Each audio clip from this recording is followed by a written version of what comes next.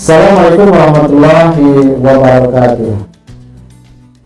Anak-anak, para orang tua, pemirsa yang dimuliakan oleh Allah Subhanahu wa Ta'ala, puasa Ramadan adalah ibadah yang istimewa, yang nilainya langsung Allah Subhanahu wa Ta'ala memberikan jaza ataupun pahalanya.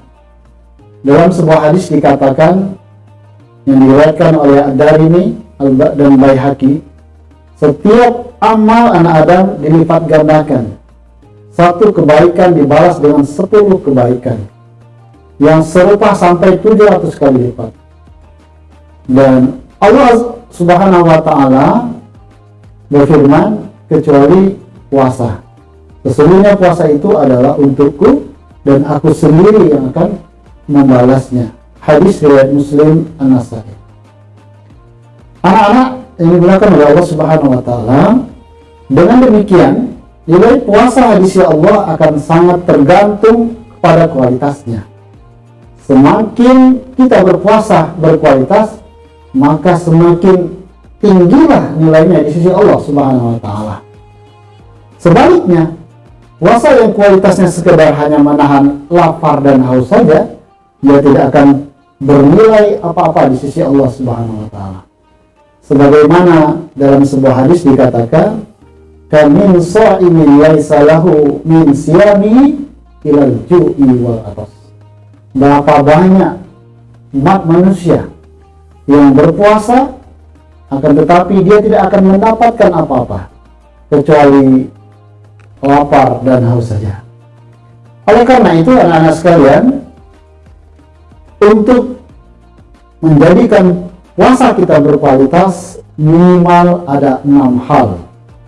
Yang pertama adalah kita harus ikhlas kepada Allah Subhanahu wa Ta'ala. Puasa kita harus ikhlas, tak hanya puasa saja, akan tetapi niat itu ditentukan menjadi syarat utamanya. Sebagaimana sabda Nabi dikatakan, innamal a'malu binniyat wa innamal likulli imri'in ma nawa. Sesungguhnya seluruh amal itu tergantung pada niatnya, dan sesungguhnya setiap yang akan mendapatkan apa yang diniatkannya. Hadis riwayat Bukhari dan Muslim. Yang kedua adalah meninggalkan hal-hal yang membatalkan puasa. Agar puasa kita benar-benar berkualitas, puasa itu harus sah.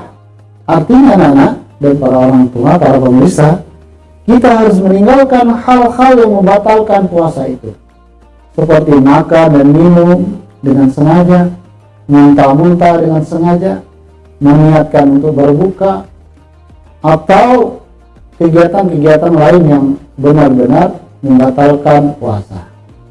Yang ketiga adalah bagaimana puasa kita berkualitas, ya. Kita harus meninggalkan hal-hal yang membuat puasa itu sia-sia.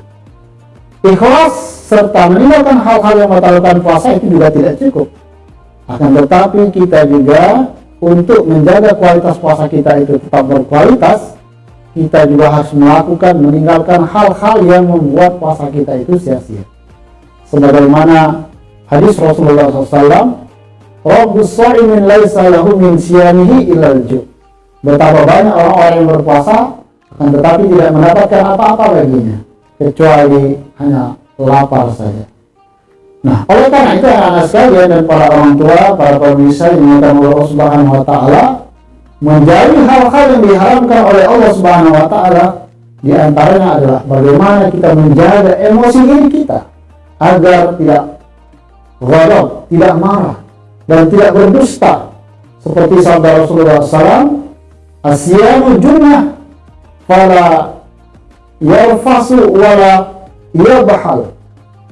Puasa itu adalah perisai bagi barang siapa yang sedang berpuasa, janganlah ia berkata keji dan mengumpat. Anak-anak yang dimuliakan oleh Allah Subhanahu wa Ta'ala, agar puasa kita berkualitas, yang keempat adalah bagaimana kita meninggalkan hal-hal yang tidak bermanfaat.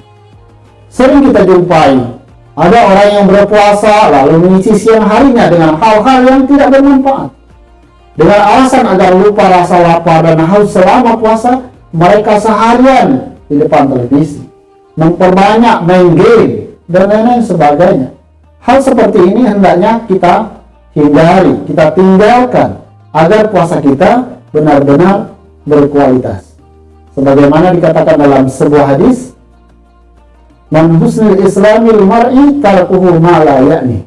Di antara tanda sempurnanya Islam seorang adalah meninggalkan hal-hal yang tidak bermanfaat bagi dirinya. Hadis riwayat Tirmidzi dan Ibnu Majah. Yang berikutnya, anak-anak sekalian, para orang tua dan pemirsa, agar puasa kita berkualitas, yang kelima adalah mempuasakan seluruh anggota tubuh kita, pikiran kita, hati kita. Inilah yang diistilahkan puasa khusus oleh Imam Ghazali dalam Ihya Ulumuddin, dan ditegaskan oleh Ibnu Qudamah dalam Mukhtasar Minhajul Qasidin. Yang pertama adalah kita mempuasakan mata kita dengan menahannya dari pandangan kepada sesuatu yang tercela dan dibenci oleh syariat, serta melaikan Allah Subhanahu wa Ta'ala. Dalam hadis yang diberikan oleh Hakim, pandangan itu adalah salah satu anak panah iblis yang berbisa.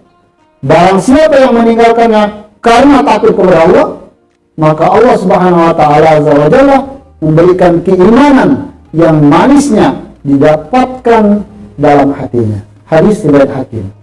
Yang kedua, mempuasakan lidah dengan memeliharanya dari berbicara tanpa arah, dusta, mengunjing, mengupat, berkata buruk, berkata kasar, mempermusuhkan, menzalimi orang lain, sebagaimana hadis inni shaimun, ya.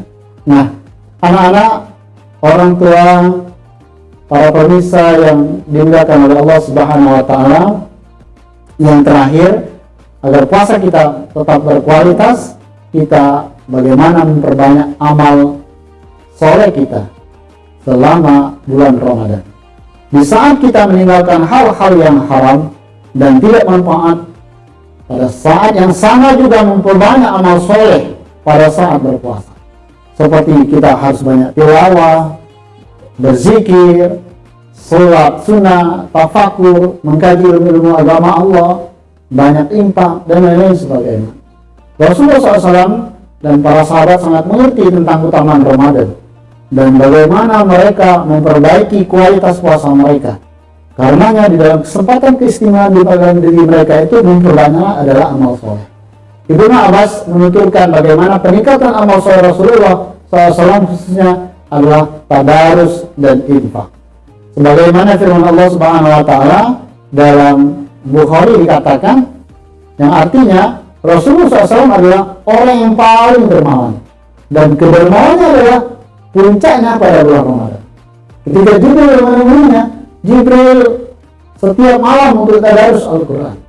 Sehingga Rasulullah lebih murah hatinya melakukan kebaikan daripada angin yang tertiup. Hadis riwayat Bukhari.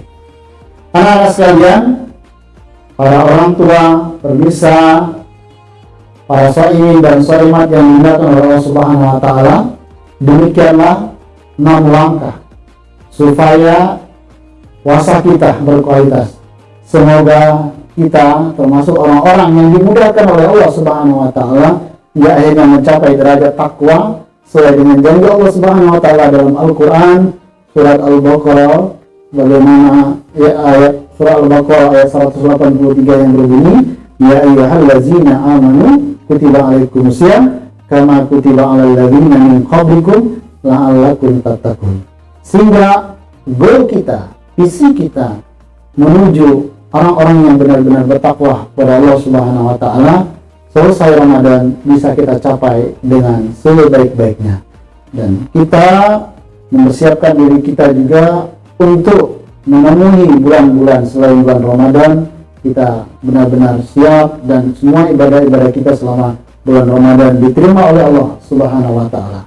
Mudah-mudahan kita bisa mengamalkan 6 step ini sehingga puasa kita benar-benar menjadi berkualitas. Lagi terima kasih kepada anak-anak, para orang tua dan para shaimin dan shaimat, mudah-mudahan bermanfaat. Ila liqa yaumil ati. Assalamualaikum warahmatullahi wabarakatuh.